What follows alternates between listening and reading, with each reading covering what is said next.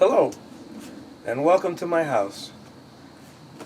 I'm not here with you today because I am away. I have to bring my daughter to the airport, and she's going on a flight to England. And I thought, well, this would be a pretty good way to teach you the lesson that I would be teaching you if I was at school. And so I decided to make a movie of the lesson that I would have taught you if I was at school. So I hope you enjoy it. One of the things we're going to do is we're going to learn about different instruments around the world. One of them is an aglunk, another one is called an erhu, and we'll be looking at other instruments, some really close by. You'll be surprised that one of the instruments I have was made right around here in our area. So I hope you enjoy this, and we'll have a great time together with music.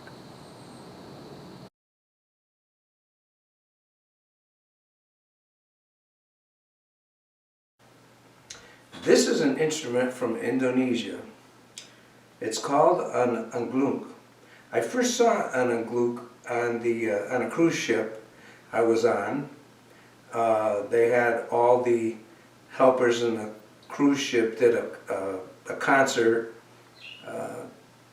review kind of show, and they each passed out one of these to each person that wanted to go up on stage and play. I'll talk a little bit more about that a little later, but these can come apart. You can take this apart and you can just bring one of them out, and there's 8 here, each with the members of the scale. So if I shake this, this is the C on the piano, this is the D on the piano, and this is the E on the piano, and so forth, all the way up to the top C. Okay, so this is all handmade. You probably wonder how I got it. Well, I had a cello student that was from Indonesia, and I told her about what I was doing on the cruise ship and how much I liked the instrument I was playing. And she took a trip to Indonesia and surprised me with this.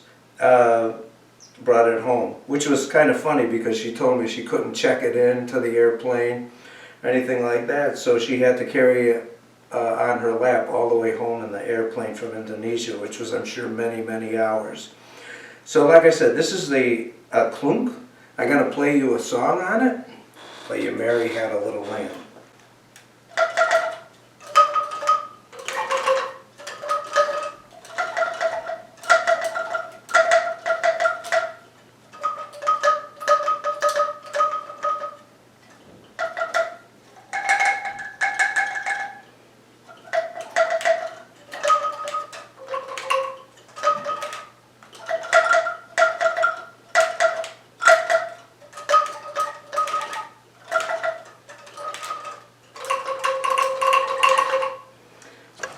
So, told you I was coming outside, see what the goats thought of my little instrument here.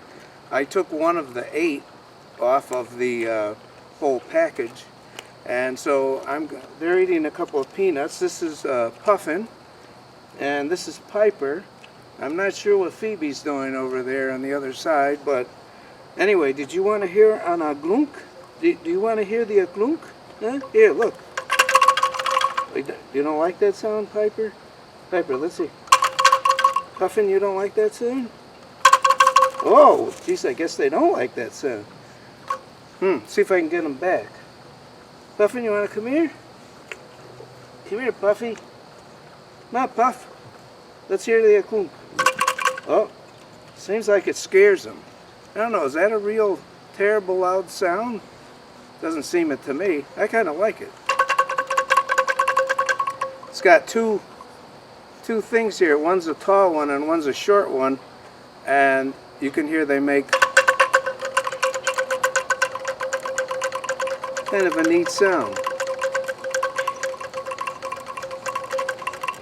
Sometimes on the cruise ships they give one of these to passengers. They might have 30 or 40 of them. Oh, Piper came back.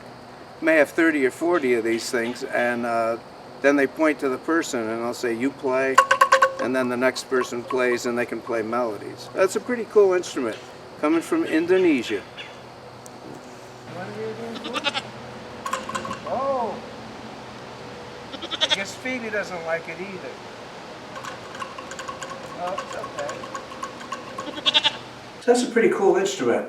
Now we're going to watch a video of people playing, that play it way better than I do, people playing the angklung, and they're probably from Indonesia. So I hope you enjoy this little video. It's kind of short, but it gives you an idea of what a lot of these can do together.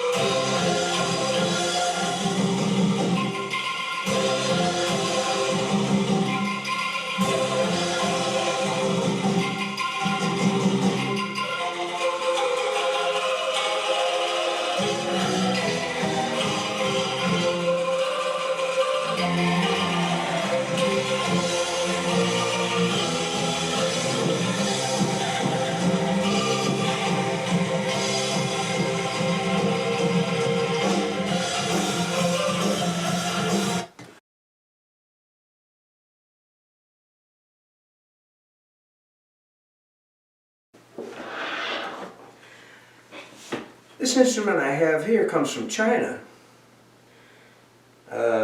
Probably wondering what Chinese instruments there are. Well, there is actually a Chinese violin. They don't call it a violin, they call it an erhu. E-R-H-U, erhu. And it is, like I said, a Chinese violin. It looks different from a regular violin. It looks like this. It's pretty cool. Played with a bow. And you kind of put the bow, and you notice the horsehair, remember? Okay, and you put the bow inside the string like this, and then you hook it. Oh, I got it backwards, 1 second. Okay, try that again. I don't usually play this, so see if I can get this to stretch. There we go. So now this bow is inside the string, and so you get something that sounds like this.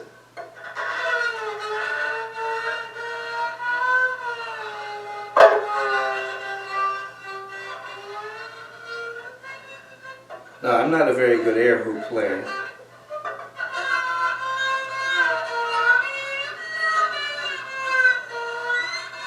But it does a lot of sliding, and if you remember, the word to slide starts with a G. I wonder if you remember it. Well, if you did, great. If you didn't, it's called glissando.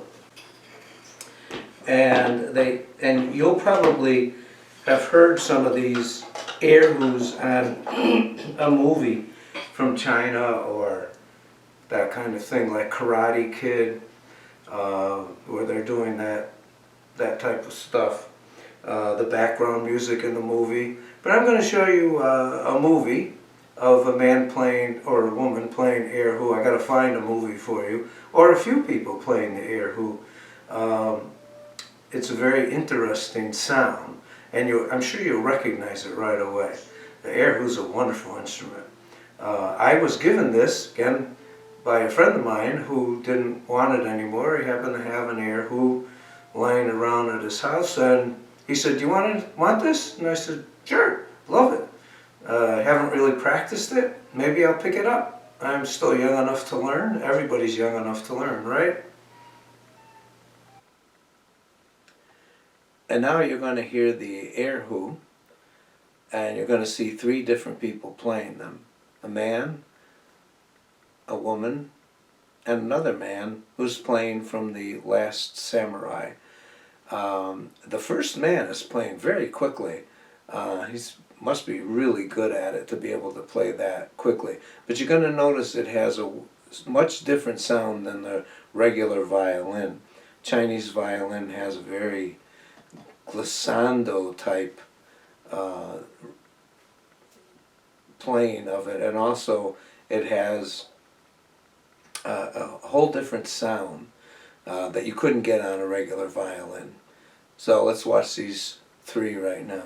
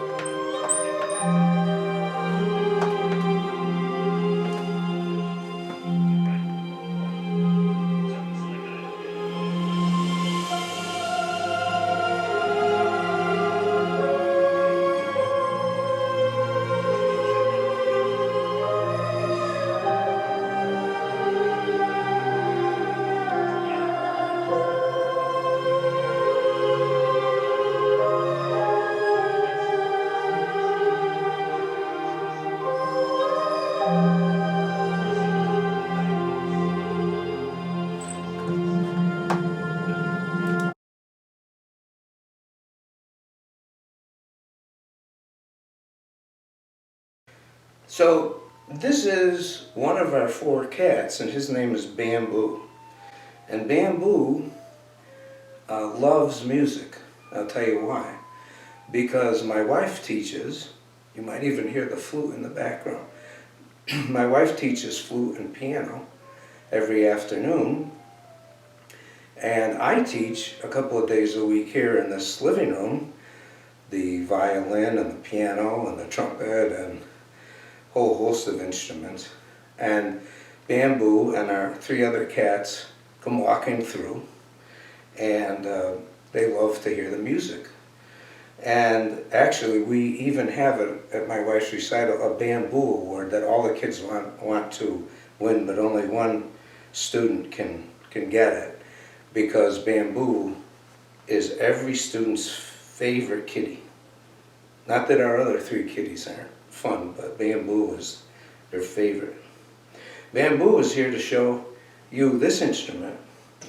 And this instrument here was not made in China, and it wasn't made in Indonesia.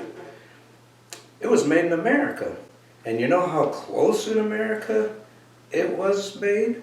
It was made right in a shop in Winsted. And you know, in Winsted, Connecticut, and you know where Winsted is, it's the next town after Colebrook. So this is a handmade instrument called a dulcimer. And the dulcimer has frets, it has strings. Ooh, Bamboo, this instrument's okay, right? Okay, it has strings. Oh, Bamboo wants to take off. He wants to walk around. Has strings, has tuners and a head just like the violin does. It's a pretty instrument, doesn't use a bow. It uses a pick like a guitar.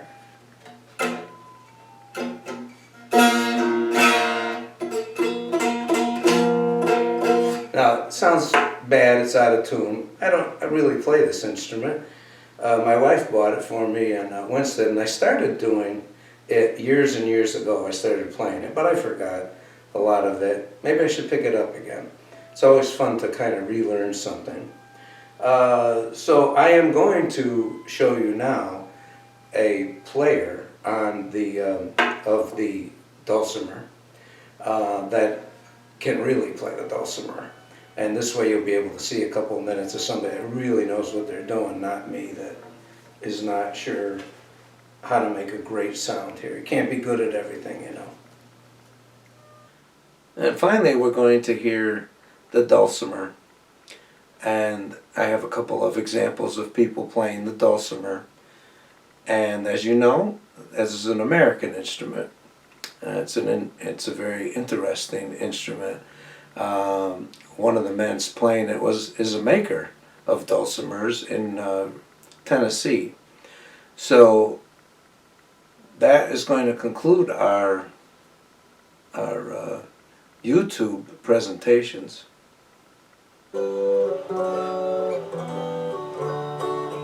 Translated from its Latin origins, the word dulcimer means a sweet song, something that early Appalachian settlers were trying to replicate from the stringed instruments enjoyed by their European ancestors. Pretty much invented here. It was made here out of necessity to have an instrument. Very few things came over the mountain that didn't get broke, so they had to basically use what they had here to build something.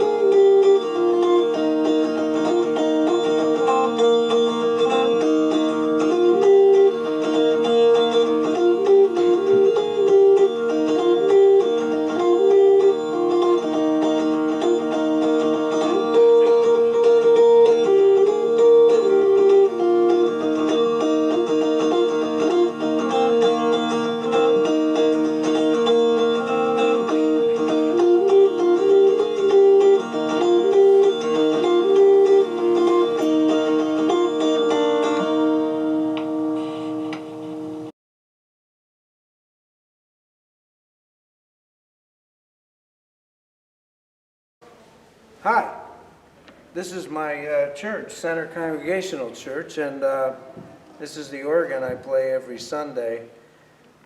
Just wanted to show you what it looked like. Maybe you can hear a little. See all the buttons and all the keys and everything that's there. It's even got a key like a car to turn it on. Look at that. All lights up. And then after once it warms up a little bit, you can play. If you remember, I told you about the piano, that when you hit the note hard on the piano, it makes a loud sound. If you hit it soft, it makes a soft sound. That's why it's called piano forte. Piano meaning soft, forte meaning loud, and it's controlled totally with your hands. But with this, if the pedals are all back, and I play it loud, it's kind of loud, but let's say I put this button on here. Now, let's say I want to play something really soft, but it's set to loud. Well, you're setting it to loud. I'm going to push the pedals down, and I'm going to play it real soft. Watch what happens. Doesn't matter how hard I push it or how little I push it, the same note comes out. Because you can't control it by your touch, you can only control it with the pedals. So if I set the pedals softer, you'll notice it's going to get louder. Now, I'm controlling it with my foot, not with my hand. So here's somebody that wants to say something. You want to say something to my music class? No, I want to say something to you. You know you won't be here next Sunday, so Right. do you want me to bring it in? Yeah, And then so- if I see, No. Well, you could do that. if I see Jay? Yeah. Okay, fine. Yeah, All right. But I'll let you know who has it. All Okay. right, so Perfect. track of it. So anyway, that's the organ, and like I say, I don't have one at school, so I have to show you here. But that's what it looks like.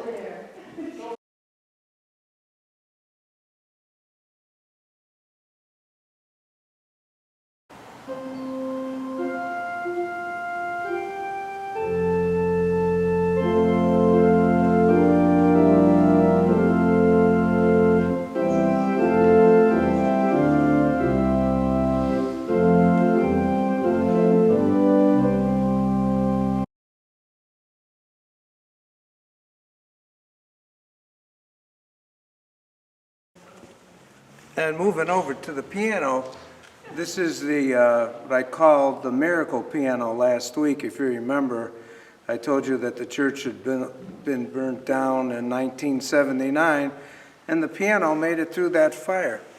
When I showed you the when I showed you the upright piano in my class, you'll notice that this is a flat piano. This is called a grand piano. Look at all the strings in there. That's called a sounding board. If you put this piano up in the air, it would be kind of like the upright piano. So that's what that looks like. There's your keys. Okay. So you saw the piano at Center Church, and over there is the organ at Center Church. So here's a funny video I found. A piano moving company forgot to close the back door of their truck, and you can guess what fell out.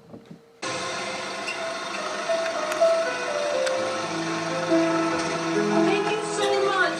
Please be sure to be careful with it. It was my grandma's.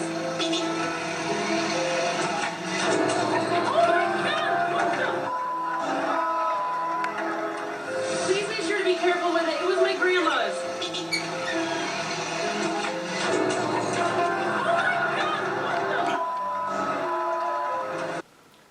Finally, I'm going to show you a really interesting video of people playing on a lake of frozen ice, and the ice has come up and it almost looks like drums, and they play these ice drums, and the sound is incredible. It's not anything that's around the world. It just happens in this particular lake. It gets so cold. And I don't even know what lake it is. But it's a very interesting sound. I think you're going to really like it.